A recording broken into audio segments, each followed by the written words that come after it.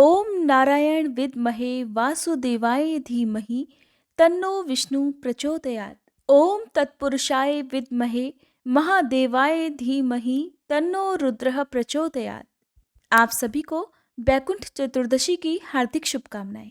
बैकुंठ चतुर्दशी के दिन भगवान शिव और भगवान विष्णु की संयुक्त रूप से पूजा की जाती है। इस दिन की पूजा तभी सफल होती है जब भगवान शिव और श्री हरि की पूजा की जाए। बैकुंठ चतुर्दशी के दिन दीपदान भी किया जाता है। नदी, घाट, सरोवर और इनके अलावा सभी पवित्र वृक्षों के नीचे दीपदान करने से पूरे साल में किए गए दीपदानों का पुण्य प्राप्त हो जाता है। बैकुंठ चतुर्दशी की जो पौराणिक कथा है उसके अनुसार कहा जाता है कि एक बार देवर्षि नारद जी पृथ्वीलोक से घूमकर बैकुंठ धाम में भगवान श्रीहरि के पास जा पहुंचे। भगवान विष्णु देवर्षि को देखकर अत्यंत प्रसन्न हुए और उन्हें आदर पूर्वक अपने पास बिठाया और प्रसन्न होकर उनके आने का कारण पूछा। देवर्षि नारद ने कहा, हे प्रभु, आपका नाम जप कर आपके प्रिय भक्त तर जाते हैं। जो सामान्य नर नारी हैं वो आपके प्रेम से वंचित रह जाते हैं। इसलिए आप अपने भक्तों के लिए कोई एक ऐसा सरल भक्ति मार्ग बतलाइए जिससे कि आपके सामान्य भक्त भी आपकी भक्ति करके मुक्ति प्राप्त कर सके। संसार के उद्धार के लिए हे प्रभु, कृपा करके आप ये मार्ग अवश्य बताइए ताकि कलयुगी जीव भी मोक्ष को प्राप्त कर सके। देवर्षि के मुंह से ये वचन सुनकर भगवान विष्णु बोले, हे नारद, कार्तिक मास के शुक्ल पक्ष की चतुर्दशी तिथि को जो नर नारी बैकुंठ चतुर्दशी व्रत का पालन करेंगे और श्रद्धा भक्ति से मेरी पूजा अर्चना करेंगे और मेरे साथ ही भोलेनाथ की पूजा अर्चना करेंगे, उनके लिए स्वर्ग के द्वार सदैव खुले रहेंगे। इसके बाद भगवान विष्णु ने जय और विजय को बुलाकर उनसे कहा कि कार्तिक मास के शुक्ल पक्ष की चतुर्दशी तिथि को स्वर्ग के द्वार बंद न रखें, उन्हें खुला ही रखें। भगवान विष्णु ने कहा कि इस दिन जो भी भक्त मेरा नाम लेकर थोड़ा सा भी पूजन करेगा उसे बैकुंठ धाम की प्राप्ति अवश्य होगी। इसलिए आज के दिन भगवान विष्णु के साथ भगवान शिव का पूजन भी बहुत आवश्यक है, नहीं तो भगवान विष्णु इस पूजा को स्वीकार नहीं करते हैं। चातुर्मास के समय भगवान विष्णु योग निद्रा में जाने से पहले सृष्टि के संचालन का सारा कार्यभार भगवान शंकर को सौंप कर जाते हैं और उसके बाद देवउठनी एकादशी के दिन जब भगवान विष्णु जागते हैं तो उसके बाद चतुर्दशी के दिन भगवान शिव उन्हें पुनः उनका कार्यभार सौंपते हैं। इसलिए इस दिन को हरिहर मिलन के रूप में भी उत्सव के रूप में मनाया जाता है और इस दिन खास तौर पर दीप जलाकर उत्सव मनाया जाता है। क्योंकि ये दिन भगवान शिव और श्री हरि के मिलन का होता है, इसलिए ये दिन व्रत, उपवास, पूजा पाठ के लिए भी बहुत शुभ फलदायी होता है। इस दिन पूजा करने के बाद पौराणिक कथा पढ़ने और सुनने से व्यक्ति को समस्त पापों से मुक्ति मिल जाती है। अब सुनिए बैकुंठ चतुर्दशी की दूसरी सबसे पौराणिक प्रचलित कथा।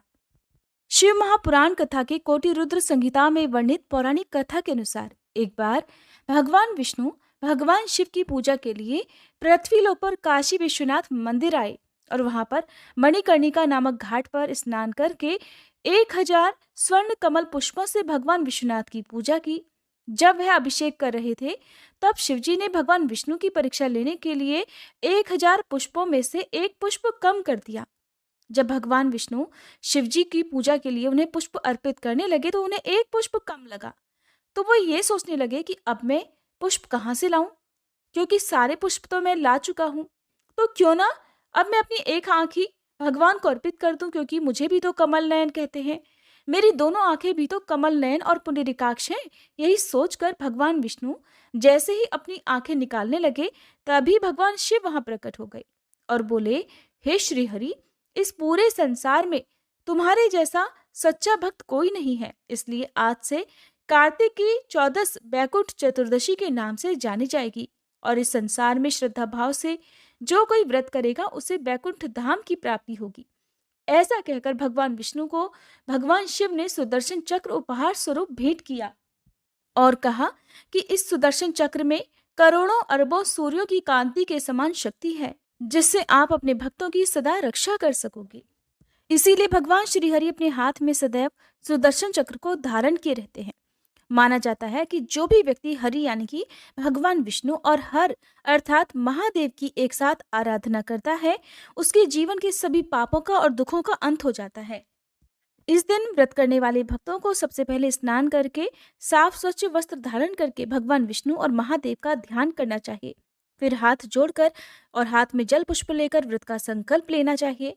इसके बाद अगर संभव हो तो 108 कमल पुष्पों से भगवान शिव और भगवान विष्णु की पूजा अर्चना करनी चाहिए। अगर 108 कमल पुष्प ना हो तो आप केवल एक कमल के पुष्प से भी पूजा कर सकते हैं। फिर इसके बाद भगवान शंकर की पूजा भी करनी चाहिए। इस दिन बिना शिव जी की पूजा के पूजा अधूरी मानी जाती है। आज के दिन आसन पर बैठकर जितनी देर हो सके उतनी देर तक श्री हरि और शिव जी के नाम का उच्चारण करना चाहिए। चतुर्दशी के दिन आपको अपने आसपास दीपदान करना चाहिए। घर में, मंदिर में, तुलसी जी के पौधे में, शमी के पौधे में, आसपास मंदिर में, सुनसान जगह पर दीपदान करना चाहिए। वैसे तो इस दिन पवित्र नदियों में स्नान करके वहां पर दीपदान किया जाता है। सबके लिए नदियों में स्नान करना संभव नहीं हो पाता है, तो इसके लिए आप आज के दिन चौमुखी दीपक जरूर जलाएं। 14 की संख्या में दीपक आज के दिन जलाना चाहिए, क्योंकि 14 यानी कि 14 की संख्या का आज के दिन विशेष महत्व होता है। इन 14 दीपकों में एक दीपक आपको अपने घर के मुख्य द्वार पर, जो कि चौमुखा हो, बाकी दीपक एक एक बाती के भी आप जला सकते हैं। बहुत से लोग 365 बाती के दीपक भी जलाते हैं। आपकी श्रद्धा है और आपकी इच्छा है, आप चाहें तो जला सकते हैं, नहीं तो केवल एक सिंगल बाती का दीपक भी आप जला सकते हैं। जिनमें से मुख्य द्वार पर, अपने घर में, किचन में और जहाँ पर भी आप अपने घर में पानी स्टोर करके रखते हैं, पानी भर कर रखते हैं, वहां पर एक दीपक, अपने घर की छत पर एक दीपक उत्तर दिशा की तरफ, घर में आपके जो भी पवित्र पौधे हैं, खासकर तुलसी जी के पौधे में, और घर के मुख्य द्वार के अलावा आप चौराहे पर और आसपास विष्णु भगवान के मंदिर में भी एक एक दीपक अवश्य जलाएं। ऐसा करने से भगवान श्री हरि और भगवान शिव शंकर की कृपा जरूर प्राप्त होती है। तो ये थी आज की वीडियो। उम्मीद करती हूँ जानकारी आपको पसंद आई होगी।